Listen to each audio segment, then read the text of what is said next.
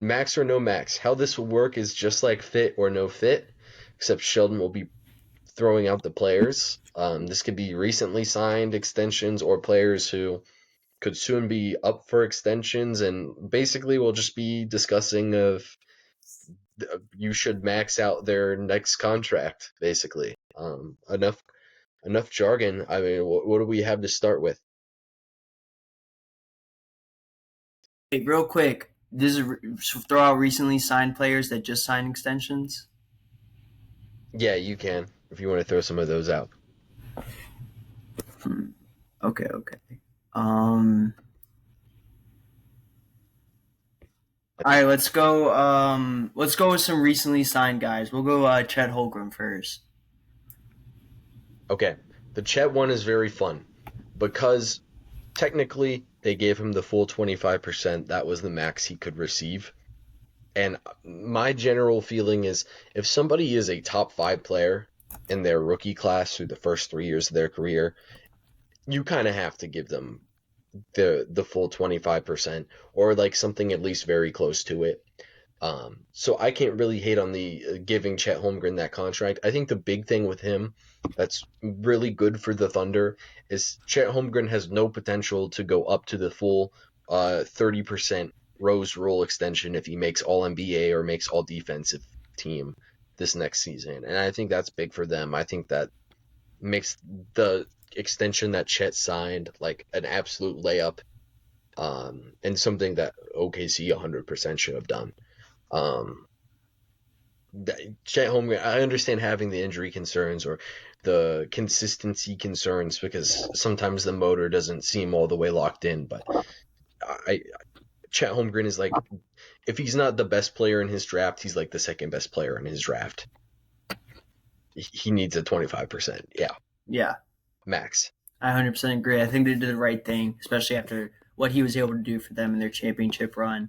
Next, we'll go with a guy that I think this is definitely the year that he has to get it done, or he will not be playing in this city anymore, and that's going to be in Atlanta. Do you give the max to Trey Young? Oh, well, okay. I'm I'd have to look at what he's eligible for. If I had to guess, he's eligible for 30%. But Trey Young is tough. Man, I was not expecting a Trey Young conversation. Um, so Luca and Trey are both eligible after this upcoming season. Um, see how the Hawks have organized their team. It's very much around Trey Young, and from that aspect, you kind of feel like you have to. Yeah, so he's already earned the 30% max. So if he's eligible for another 30% max extension, I think you do it. Maybe you negotiate a little bit of bargaining power. Maybe you make it a shorter term deal for Trey Young.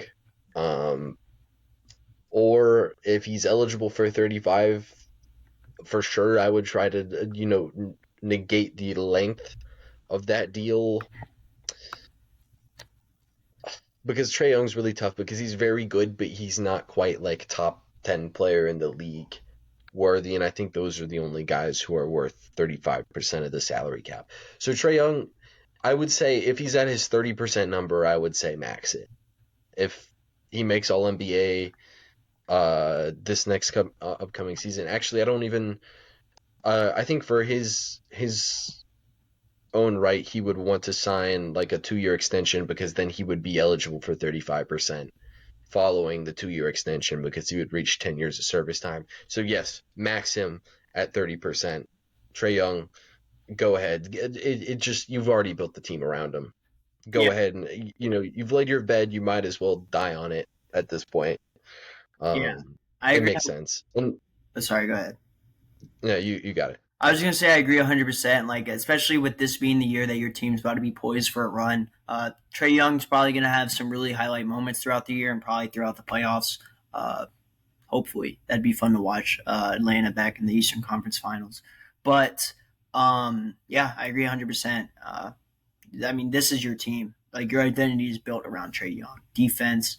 Um, so yeah, we'll head to the next one. You good? You go with the next one. Yeah. This is a guy who this decision is going to be have going to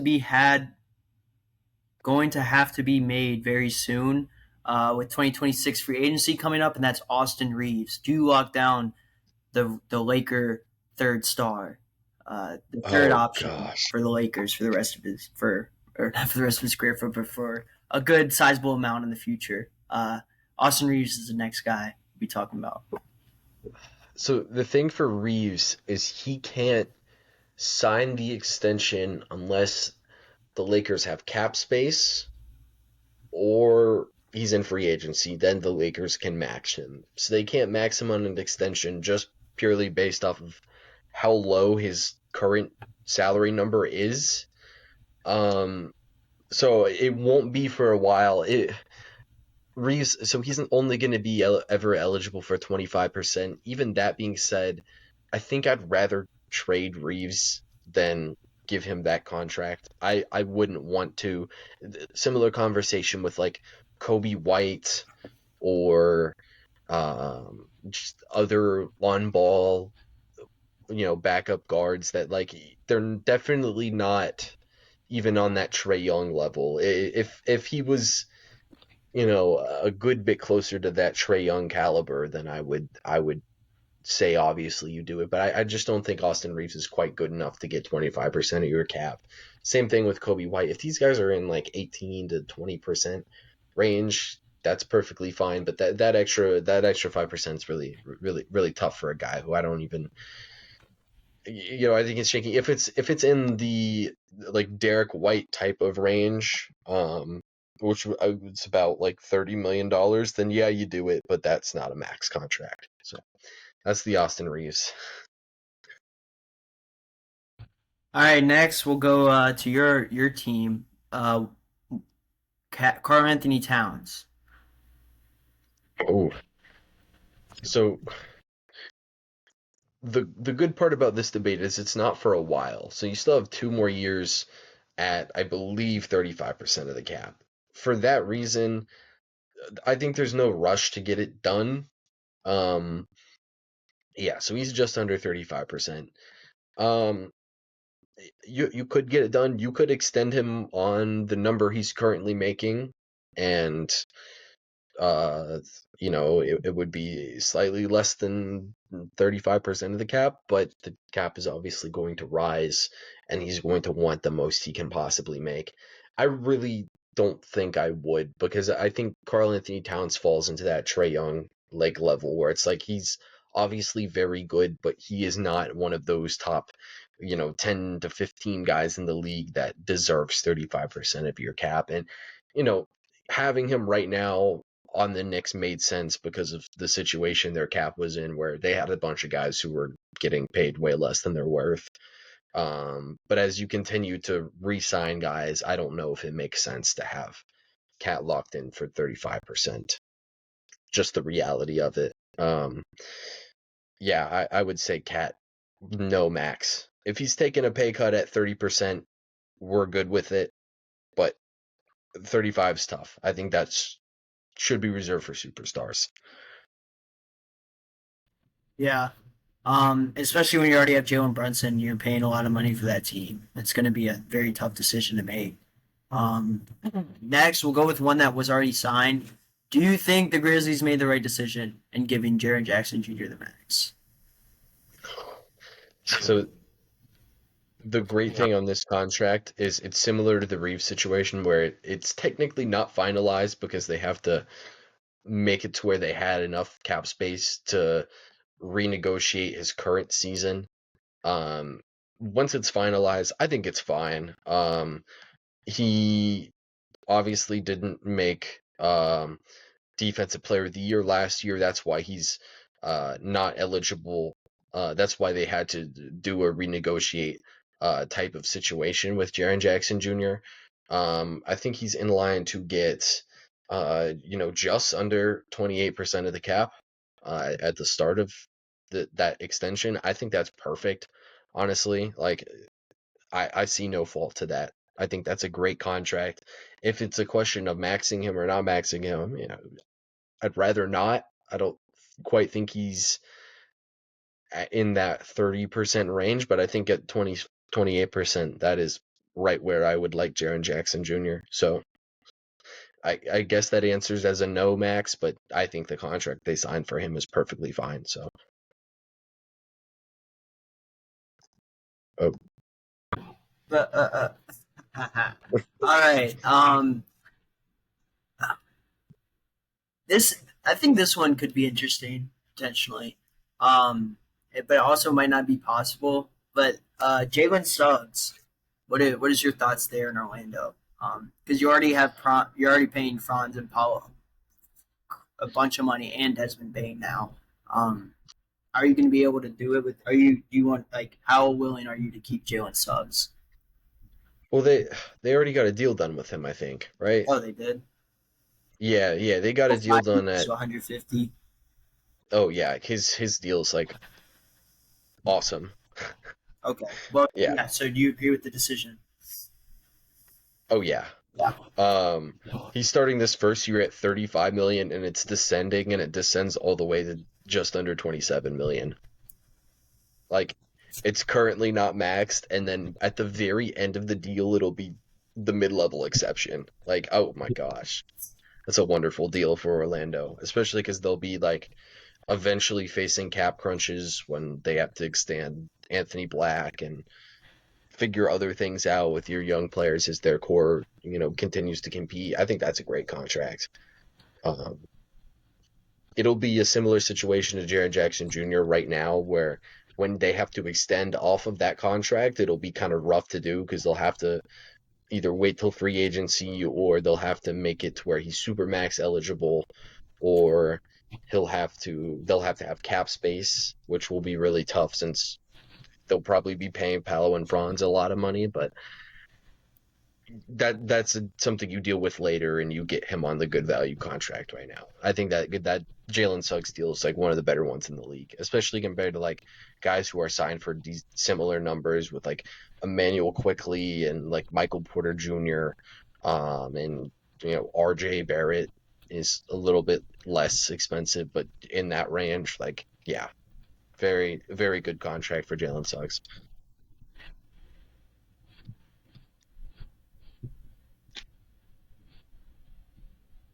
You got another one? Yeah. Sorry, you cut out a little bit. But let's go with the guy that we already talked about. Would you give Tyler Hero the max? Oh, so a couple years ago, Tyler Hero had like I guess it would have been like the Austin Reeves conversation but like a couple years earlier. Um, let's see, he still got 2 years, 30, so that's $64 million. He is currently extension eligible. If you gave him a max extension, it would be, I believe, like 44 over 4 seasons. I'm just not lining up to give Tyler Hero that contract. If he wanted to extend for a similar AAV that he's currently making, um, he would be making just about 20% of the cap. I'd be okay with that. If it's a 4 year, 35 million dollar extension, I'm perfectly fine with that. It's a similar situation to Mikal Bridges. I think I'll go ahead and get him out the way because he might have came up at some point. They're technically eligible for 4 years, $156 million. If I was in the situation of the Knicks, I feel like you have to bring Bridges back. So if you have to give him that number to bring him back, I think you do it. But I would rather those guys in like the 130 range than maxing them out. So for Tyler Hero, no max. I'm trading him. I'm packing him up for I don't know, a 2030 first round pick and uh, what And Bradley Beal. what Yeah, I'll pack him up for Kevin Porter Jr., Jericho Sims, and a 2030 first round pick. Not really, but hey, it's gonna be tough Sims has been to in the work. lab. The Sims is shooting left-handed now, so we all he's could a have whole used. new player. How could have used that? All right. I was saying it when we traded him. Next we'll go another player. on the Pelicans, guy that just had a breakout year, Trey Murphy Jr. or Trey Murphy the third, Trey Murphy the third. Yeah. Well, thankfully they've already given him a contract, and I think it's just like the one of the best in the league. It's a like a 4 year, 112. 100. Yeah, just like sign me up for that. Um, if he was up for a max contract, honestly, like I wouldn't love it, but I think worse players have gotten max contracts. Like I think it would be better than giving Michael Porter Jr. a max contract, which the Denver Nuggets did. So if you're looking at it from that lens and you have to bring Trey Murphy back for it, I would do it. But the contract he's on is it's excellent. He's gonna hold trade value on it as it currently stands. He's making like $28 million a year. Just such a good deal. Way to go, New Orleans. At least the past ownership did something right by getting him in. And the Herb Jones extension they just signed, nowhere near a max contract. It's like 24 a year. Such a good contract. And somehow they're going to have a horrible team fit with two of the best two-way wings in the league. Um, they're going to find a way. All right, next guy.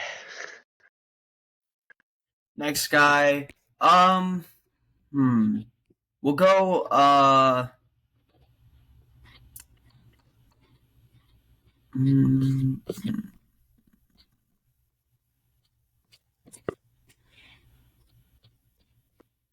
oh, okay. We just talked about this team. They have a lot of guards, a lot of good ones too. But De'Aaron Fox, are you going to give him a max when the time comes? When you already have a lot of Jeez. young guys in San Antonio? Yeah, this is like a actually really tough one. Yeah, he's extension eligible right now. I think the weird thing with him is I don't know if he's eligible for 30% of the salary cap. He might be because of enough service years. I'm gonna quickly Google if he is. What contracts is De'Aaron Fox eligible for?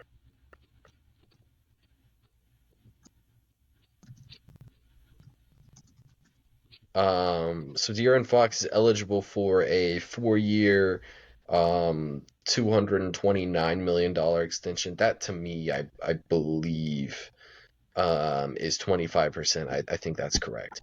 Because if he would have stayed with Sacramento, he could have got 35% uh, of the cap, but he obviously was traded from Sacramento. I would be fine doing it. I think it's better than what the Raptors just had to do with Ingram because they just traded for Ingram and they felt entitled to extending him. I would wait first though. Like if you're at the deadline and the fit really works, then I would just go ahead and give him the most you can give him.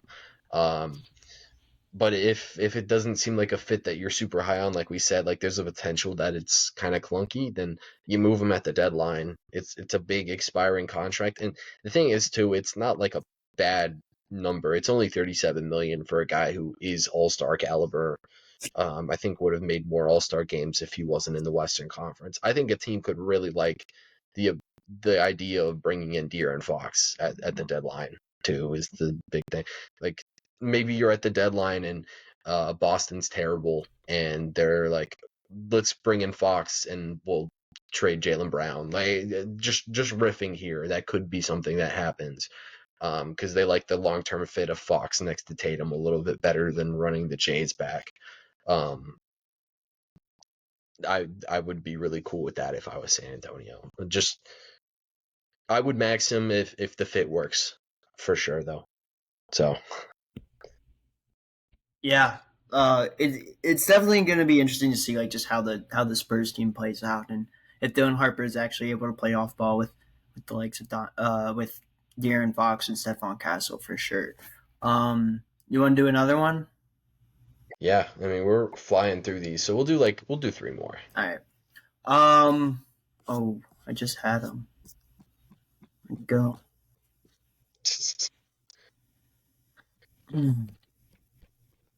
Oh.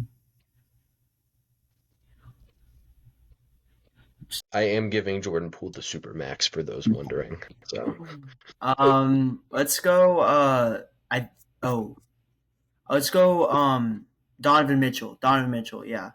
ooh, This one's definitely gonna be interesting, especially when you have Darius Garland. Which guard do you want to roll with? Which guard, or will you give Donovan Mitchell? Would you give Donovan Mitchell a max? oh yeah, because he signed some type of a deal last offseason, but it was a really short-term one. Because he was not yet eligible service time wise for a super max, or like a 35% super max. So after this next season, he's currently making 30%.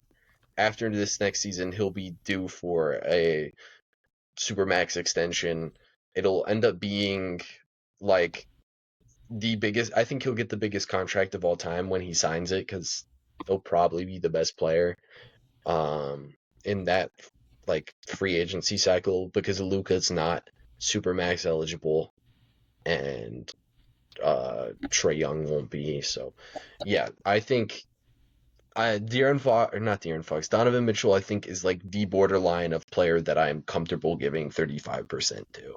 I think if when you do that though, I feel like you have to really feel good about the Garland and Mitchell fit. But if you don't feel good about the Garland and Mitchell fit, I think it means Garland has to go rather than moving off of Mitchell. But yeah, I would give Mitchell. It's a tough call, but I would be fine doing that.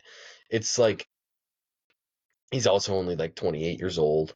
He's currently 29, but he'll be good enough in doing, or at the time, if he's good enough at the time to sign that deal, then you will be fine doing it, I think.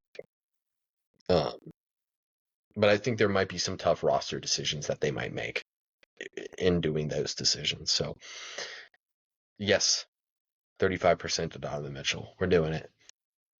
All right, next let's go to a guy that's gonna have to step up big this year. Jabari Smith Jr. for the Houston Rockets. Yeah. So we'll review the extension they just gave him, because it was signed like shortly after the Durant extension. Uh, it is like 5 years, 120 million, I think. Really good in my opinion. Like he's literally making the mid-level exception throughout the entire contract. I think that's perfectly fine for Jabari Smith Jr. Would I have maxed Jabari Smith Jr.? Hell no, but they're not doing that. So I think that's a great deal. If you really believe in Jabari Smith Jr., that'll be like one of the best contracts in the NBA throughout the course of it. So way to go, y'all. Good job. Because that's like essentially like, I don't know. I have to think of like a good comparison, but that's like if they would have given uh try to think of like a high value role player from the last decade that had still had upside. I don't know. It's like you're giving a high value role player the mid level exception who also has upside to be like a potential like number three option. Like it's so good, such a good contract. Um, that's all I really got on Jabari. All right, last one, Jaden Ivey. What are your thoughts? Potentially giving him one. I think this guy, honestly, like if he didn't get hurt, that Knicks series maybe went a little different. He's a really consistent shooter, and he can also get to the rim for you, and that's your future. That could be your future point guard, or shooting guard, right next to Cade Cunningham. And he was looking good before he got hurt. No, if he didn't get hurt, the Knicks have no worries about losing to the Pistons in the first round, because they would be playing the Bucks in the first Yeah. round, and Indiana would have got Detroit in the first round. Um, Ivy is so tough though. I think there is some legitimacy that they played a lot better after he got hurt the second time. I also don't think Jaden Ivey's like a terrible basketball player. He really took steps forward as a shooter. Um, I'm not comfortable giving him a anything with Rose Rule um language, because like even though I doubt he's going to reach the All-NBA thing this season, I doubt he's going to do that. I would never feel comfortable with Jaden Ivey making 30% of your cap. 25%, you could work me up, like, not, that's just such a terrible clip. You could talk me up that Jaden Ivey for 25% isn't crazy. I just don't think he's that good. If I would be perfectly fine if he got around what Emmanuel Quickly. I think he should get less than what Jalen Suggs got, inflation adjusted. If he signs the same contract that Jalen Suggs did, just with like an extra little bit of raise because of the cap inflation, then that's fine. I'm fine with that if you're Detroit. It team friendly enough. He's a good enough player to where you don't want to lose him or play hardball with him. Because usually when guys go to restricted free agency, they end up just going back to their own team. But then you end up in situations where Utah might just want to fuck you over and give Jaden Ivey all the money possible. So if you can get it on good terms, I'm getting an Ivey extension done for, I don't know, like 5, or I don't think you could do 5 years if it's less than max, but like 4 years, $125 million is perfectly fine for Jaden Ivey, I think. Especially if you get it on a descending deal, that'd be great. Especially because Pistons, it's not unrealistic that they have cap space when Giannis or Jokic are free agents, and that's when the Pistons get really scary because they're still going to be, Cade Cunningham might be 25 then. So you can talk me into Ivy getting a big contract. I wouldn't max him though, especially if it's not descending. If it's descending, then I could give him 25% right now, but it would have to descend in my opinion. I'll quickly go over the Booker and Banchero extensions, and I guess Jalen Williams. Jalen Williams and Banchero, I think, are layups. You have to do those, even if there is All-NBA Rose Rule extension language where it can go up to 30%, and Paolo got a player option as well. Like, it's really player friendly, but I think you have to do those extensions. I think those guys are cornerstones of NBA franchises. I think, Paolo isn't quite that level of a player right now. I think he's a significantly worse player than, not significantly, but he's a worse player than Jalen Williams and maybe Chet Holmgren. You could talk me into Paolo being better than Chet Holmgren for sure, though. But I think the upside is certainly there with Paolo, that you kind of have to give him that deal, and I don't think it'll age terribly for them. And then Devin Booker, it's just, so they gave Devin Booker the 2-year, they tacked on 2 years, $75 million a year onto his current contract, which is like 3 years, $150 million. It's bad process in my opinion. I think you should have waited. If Devin Booker was worth that max contract in 2 years, then you give it to him. But giving him that now, not the move in my opinion. Even if you think he's going to force out, he's got 3 years until he can realistically be on another team. So I don't see why Phoenix did that deal, because that could be horrible. Like, that could be Bradley Beal levels of horrible in a year or two. Just way to go, Phoenix. I expected nothing less of them. Yeah. Do you have anything on contracts? I think you're muted. Nah, I think we saw some like the Devin Booker one was crazy, especially like how short it was and to get that much money over that long of a time. And then, I don't know. It's definitely gonna be interesting to see like the new CBA rules and like what contracts are gonna look like in the future. I think we did some good talking today. Got some good talked over some definitely interesting points with some players like Austin Reeves, De'Aaron Fox, Trae Young, guys like that. So yeah. Yeah, for sure. Next week, I don't know what we're doing next week yet.